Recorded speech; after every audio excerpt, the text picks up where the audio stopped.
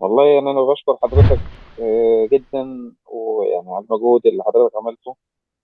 هو يعني المجال ده يعني أنا حابه من بدري وبدور فيه من بدري، وسبحان الله ربنا يعني آه، حطني على الخطوة الأولى اللي أبدأ بيها في الموضوع ده، بإن أنا أبدأ بيه مع حضرتك يعني. والحمد لله استفدت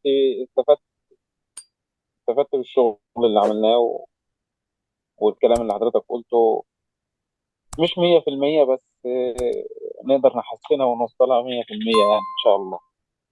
بإذن الله. ونفضل برضه نتعامل حضرتك أخ كبير ليا، وأفضل برضه أرخم عليك في أسئلة يا باشا في أي وقت. ومعلومات كتير.